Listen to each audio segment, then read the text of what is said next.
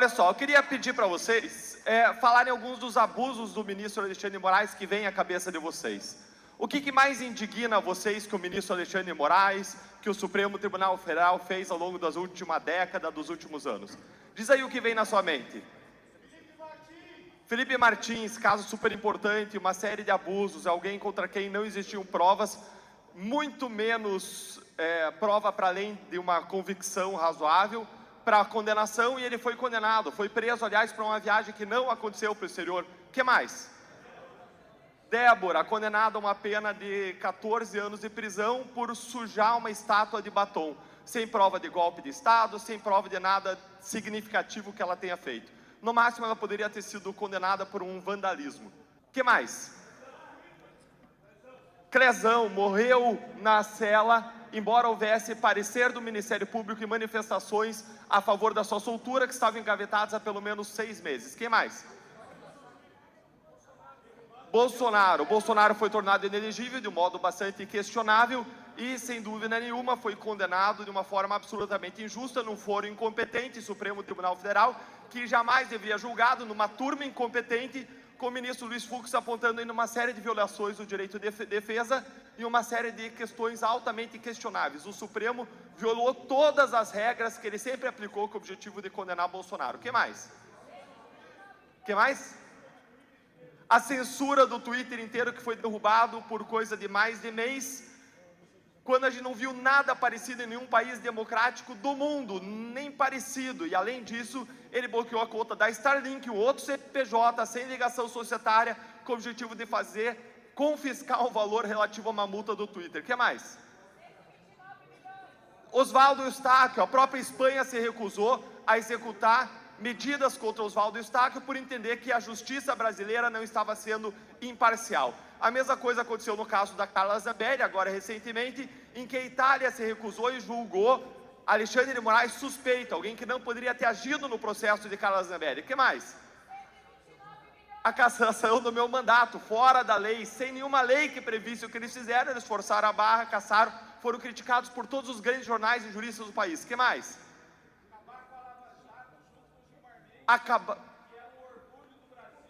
Acabaram com a Lava Jato junto com o Gilmar Mendes. Eles tomaram uma série de decisões sem base na lei, mas eles inverteram jurisprudência, aplicaram nova regra para trás com o objetivo de anular condenações, adotaram uma série de medidas que não tem nem como justificar sob nenhum prisma, com o objetivo de blindar os grandes políticos corruptos do nosso país. E ainda, quando a Lava Jato chegou perto deles, que eles começaram a virar o jogo contra a Lava Jato a partir de 2019. O que mais?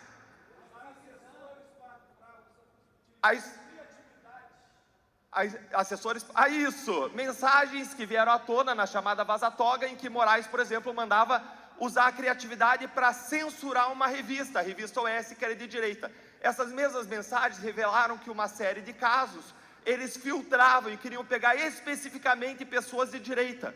Também teve o caso mencionado da esposa de Alexandre de Moraes, que tinha um contrato de 129 milhões, um contrato que não se justifica nos serviços prestados. Gente, se a gente continuar aqui, vai ter mais 20 casos, 30 casos, 50 casos para a gente mencionar. A gente ainda vive numa democracia? A gente ainda vive num Estado de Direito? E a gente nem falou de todas as censuras que aconteceram. Agora vamos para o segundo caso. Quando você pensa nos abusos, desmandos e erros que sejam do governo Lula, o que vem à tua mente? Fala aí. Corrupção, os grandes escândalos da história do Brasil. Mensalão, Petrolão, INSS, caso Master, debaixo do governo Lula. Quem mais? Apoio a ditadores, Venezuela, estendendo o tapete vermelho para Maduro.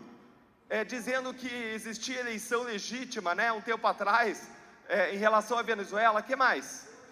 Associação com o Irã, associação com a Rússia, Foro de São Paulo. O que mais? Como? Falta de austeridade fiscal. O Brasil gasta mais do que arrecada. Todo mundo que tem empresa, que tem uma casa, sabe que você não pode gastar mais do que você arrecada. Qual é a consequência de gastar mais do que arrecada? Uma carga tributária surreal, que está chegando perto daquilo que os economistas chamam de curva de Laffer, quando você passa a sufocar a atividade produtiva e não conseguir mais crescer e produzir riqueza. Esse aumento da carga do gasto público gerado por essa vontade do governo de gastar, esse populismo fiscal do governo, esses gastos desenfreados pressionam a inflação, e para segurar a inflação, o que eles fazem? Jogam os juros nas alturas. Os juros nas alturas desincentivam o investimento. Nós temos o juro mais caro do mundo, desincentiva o investimento na economia real e endivida a família brasileira. 80% das famílias brasileiras estão endividadas. No agronegócio, nós temos o dobro da taxa do suicídio que existe no Brasil, porque o agricultor, ele não se endivida porque ele não trabalha, ele não se endivida porque ele é um malandro, porque ele é um estelionatário, não. É alguém que trabalha de sol a sol, morre de vergonha da dívida que tem, trabalha de sol a sol, mas chega uma hora que não consegue mais pagar, porque com os juros nas alturas, a dívida vai rolando e afoga o trabalhador, afoga o agricultor. O que mais? Governo Lula. Terrorismo. O governo Lula trata bandido como se fosse uma vítima da sociedade. Eles têm uma visão deturpada que o sistema capitalista é opressor, gera desigualdade. E o criminoso, para eles, não é o problema. O criminoso, para eles, é parte da solução. É não só consequência desse sistema de opressão, mas ajuda a desestabilizar o sistema capitalista que eles querem derrubar.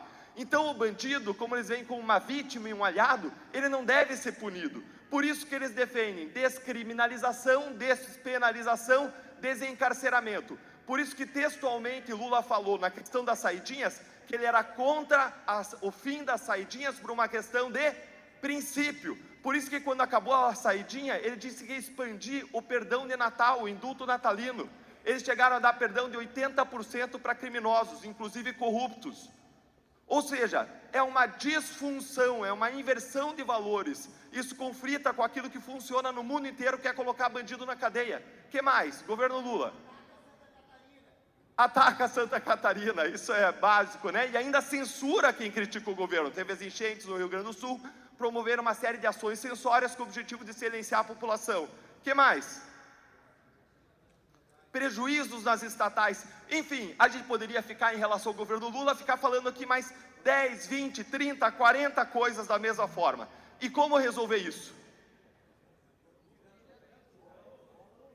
Fora Lula, tirar Lula e o PT do poder. Isso é absolutamente necessário. Conter os abusos do Supremo Tribunal Federal. E eu vou falar uma coisa para vocês. Não vai ser fácil mudar o Brasil. Mas o único caminho é pelo nosso envolvimento. É pela democracia e é pelo voto. E essa eleição nós vamos viver a eleição das nossas vidas.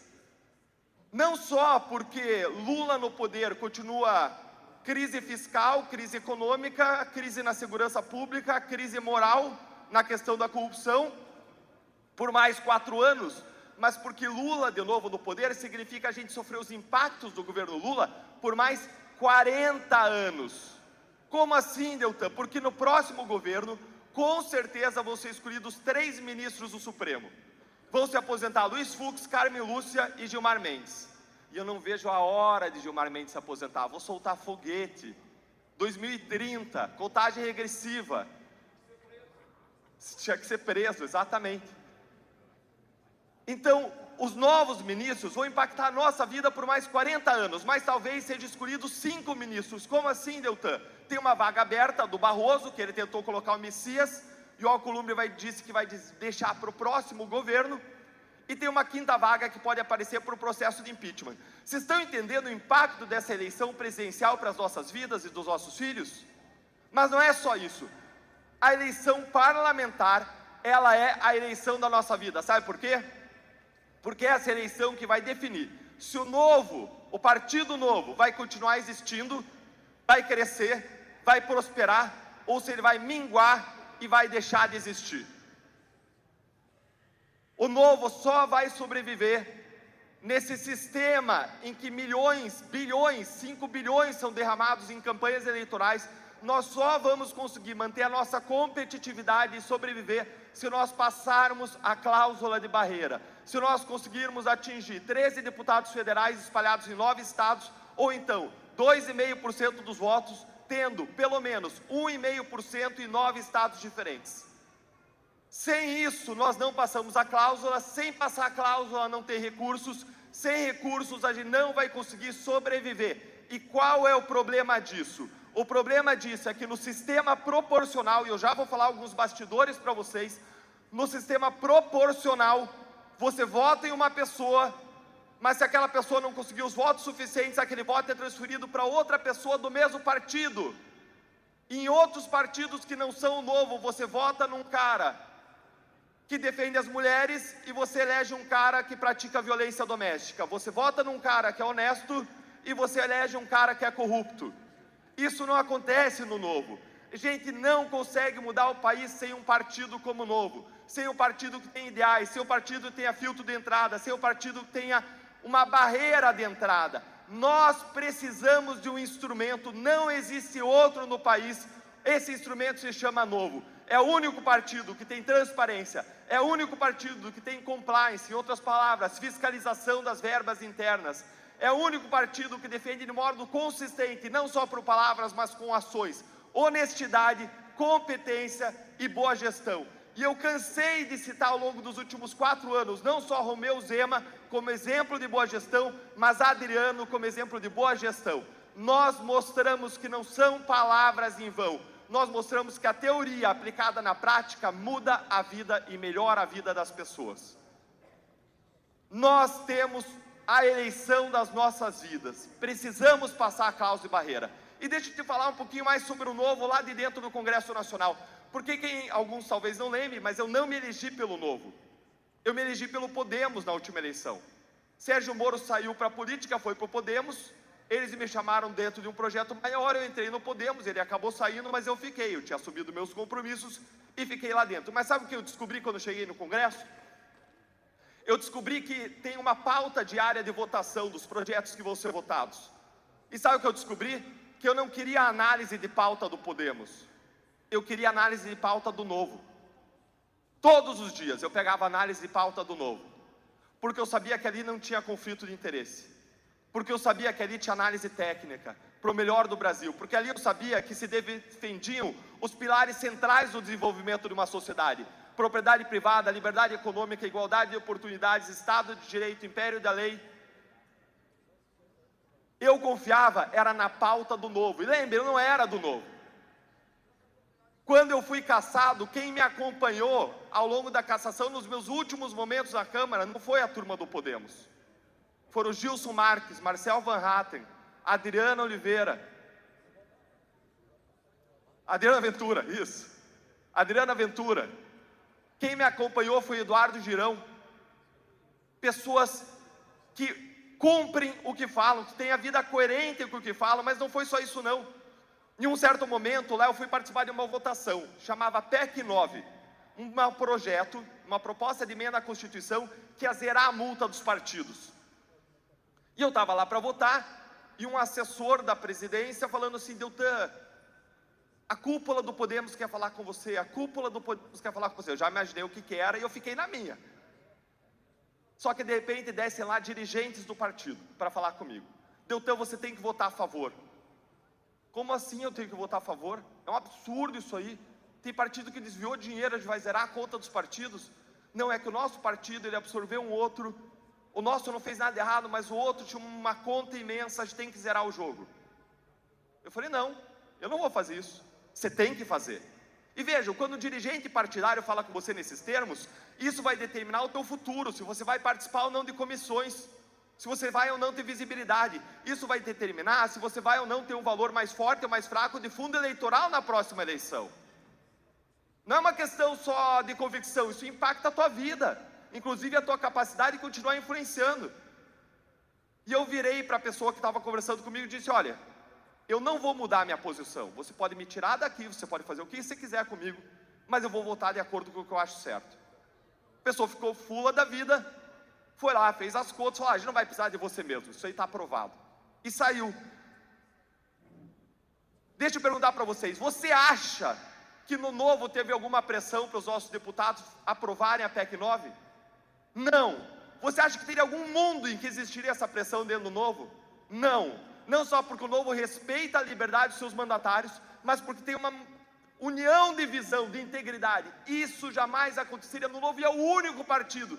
Vocês estão entendendo por que a gente tem que preservar o Novo? Sabe qual é o partido que fez mais representações contra Alexandre de Moraes por crimes como abuso de autoridade?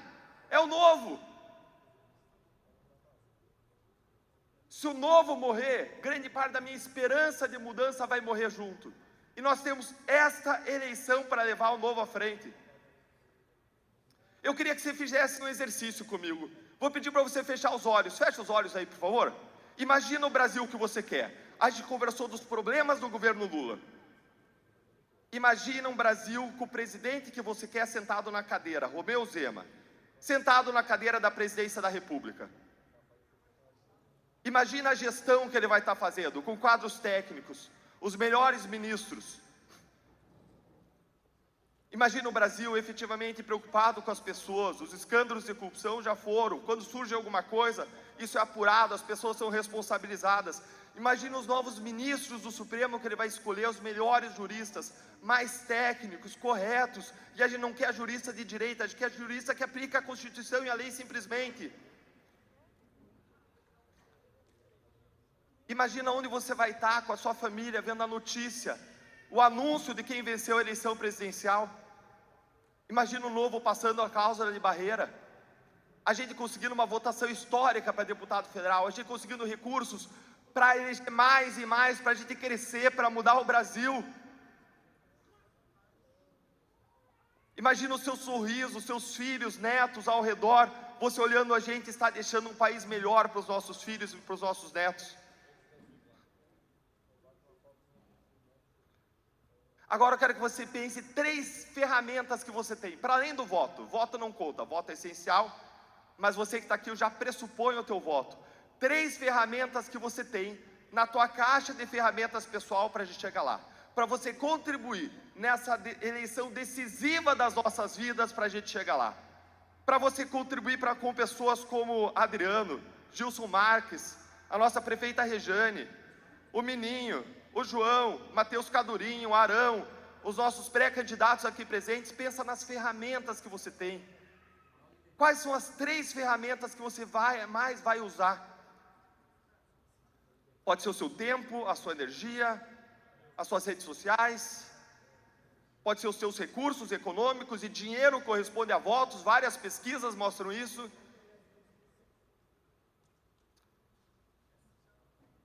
O que eu quero é que você tome uma decisão de usar 3 ferramentas nessa eleição. 3 ferramentas consciente de que é a eleição das nossas vidas para a presidência, é a eleição das nossas vidas para a Câmara dos Deputados, para o Senado Federal, o Senado para barrar os abusos do Supremo, como o Girão tem se levantado para barrar do Novo, orgulhando todos nós. Câmara dos Deputados para a gente ter o melhor time rodando, influenciando as votações. Se imagina um parlamento com 10 Marcéis Van Hatten. Meu Deus, o que vai ser do sistema? Imagina um Senado com 10 Eduardo Girão. Pode abrir seus olhos. Eu queria agora que você conversasse com 3 pessoas ao redor e você compartilhasse a sua decisão e as 3 ferramentas que você vai usar. Vou dar 5 minutos. Se une com 3 pessoas, você não conhece, seja gentil, se apresenta para ela, dá um boa tarde e conversa 5 minutinhos. Quais as 3 ferramentas que você vai empregar? Eu queria agora que algumas pessoas se levantassem e compartilhassem o instrumento que decidiu usar. Compartilha 1, 2 instrumentos rapidinho, 30 segundos, levanta, pode dar a tua ideia de modo muito sucinto. Tentar envolver as pessoas que estão ao nosso redor e fazer elas serem multiplicadores, progressão geométrica, o exemplo e as redes sociais. Mas eu sou xerife de Jaraguá, então lá em Jaraguá não tem problema, eu resolvo os problemas de vocês. Eu não sou o João, mas eu resolvo também. Pessoal, é o que nós conversamos aqui, que achamos muito importante, o deputado estadual e federal, ele não existe voto definido, não sei se vocês concordam comigo. Mas hoje você fala assim, o Livramento, nosso deputado federal. Livramento, deputado federal. Se nós falarmos já que existe um deputado federal pré-campanha, nós já começamos a colocar essas pessoas de forma muito forte que existe um candidato em Jaraguá do Sul, que é a nossa cidade, como deputado federal. Eu acho que é o momento de colocar na cabeça das pessoas, porque existe o cara que quer votar no Lula, quer votar no no Bolsonaro, no Zema, se Deus quiser, mas não existe ainda quem está dizendo que vai votar em deputado federal e estadual. Então, nós achamos aqui muito importante ajudar dessa forma, Deltan. Deltan, parabéns, nós temos muito, ao contrário do nosso amigo, que é respeito e liberdade de expressão, nós temos muito orgulho de você. Muito obrigado. Obrigado, Jânio. Agradeço mais. Quem mais? Bom, a gente estava falando aqui é conhecer as pessoas, o que elas têm de problema, para que a gente consiga apresentar soluções dentro dos nossos valores e princípios. O Tramontim está aqui ainda? O Tramontim já foi. Então, eu vou me aproveitar do Tramontim, da última campanha que ele falava sempre para nós, que nós temos que... as nossas ferramentas, né? Suor, saliva, sola de sapato, que a gente precisa muito, para levar adiante o novo. E conversando com o Calil aqui também, né? Financeiro, para os nossos pré-candidatos que eles precisam, a gente sabe disso. Então, seriam essas 3 ferramentas: suor, saliva, sola de sapato. E o teclado, né? É isso. Suor, saliva, sola de sapato e teclado. Obrigado, Margarete. Tem muitos instrumentos. Nós vamos viver a eleição das nossas vidas. Eu queria encerrar contando três breves histórias para vocês e 3 mensagens a partir delas. No meu primeiro dia do Congresso Nacional, na Câmara dos Deputados, era um dia de alegria e de comemoração, e eu cheguei pronto para comemorar, para vibrar. Entrei na Câmara dos Deputados, dou de cara com Eduardo Cunha. Milhões de propinas tinham entrado na conta dele, ninguém me falou, eu vi. Aécio Neves, vocês lembram do dinheirama do bagageiro do carro? Beto Richa, do meu estado, preso em operações diferentes órgãos, 3 varas diferentes, prenderam o cara por indícios de corrupção.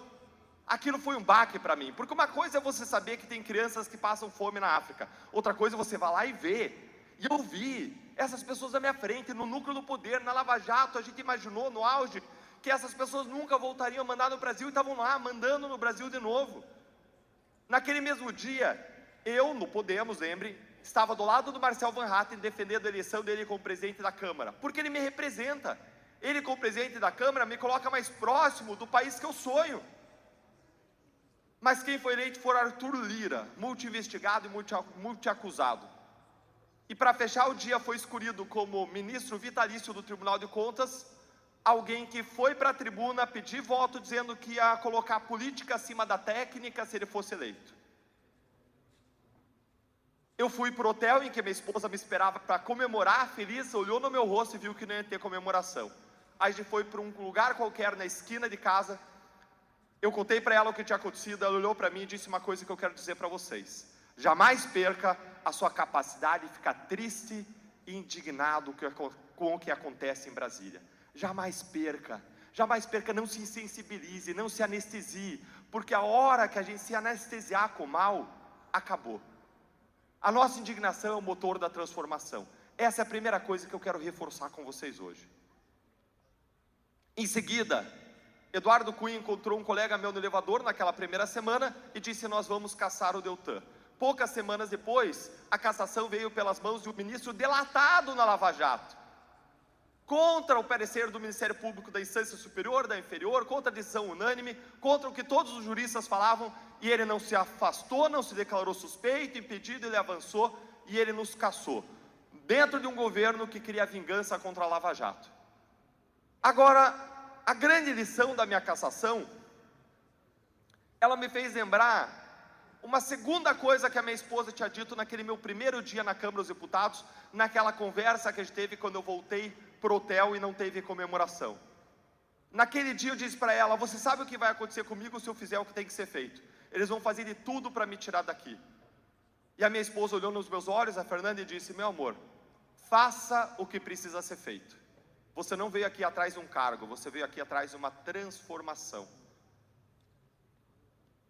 E mais à frente, quando eu fui cassado, a grande lição da minha cassação foi: uma andorinha não faz verão sem bando. Eu conversei com muitas pessoas depois da minha cassação, refleti, orei para decidir o que ia fazer. Eu tinha opção de continuar dentro do Podemos, eu tinha outras opções, e eu tinha um recurso no Supremo. E se eu viesse para o Novo, eu ia abrir mão do recurso no Supremo. Uma das pessoas que me aconselhou foi Eduardo Mufarege. Ele disse para mim: Deltan, o tipo de transformação que você quer fazer em comunidade, só tem um partido que você pode fazer isso. que é o Partido Novo.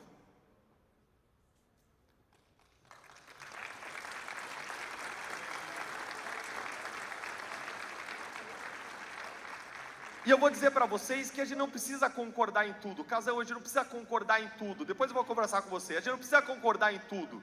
Agora, a questão é, a gente concorda com os núcleos essenciais, a gente precisa aprender a trabalhar junto, superar adversidades, porque eu vou falar uma coisa para vocês. Não sei como que é a família de vocês, mas eu estou ainda em busca de achar a família que não tem briga, que não tem discordância. E se isso é numa família, sangue que é sangue, Mateus, não é? Imagina num partido. Eu vou ter várias discordâncias se eu sentar para conversar com qualquer pessoa. Inclusive com o pastor Rogério, alguém que luta contra a pedofilia. A gente esteve junto em muitos momentos, mas em algum momento eu vou ter alguma discordância em relação a ele. Mas a questão não é naquilo que a gente discorda, é o mundo em que a gente concorda e que ao mesmo tempo não é cumprido em Brasília, que abusa de nós dia após dia.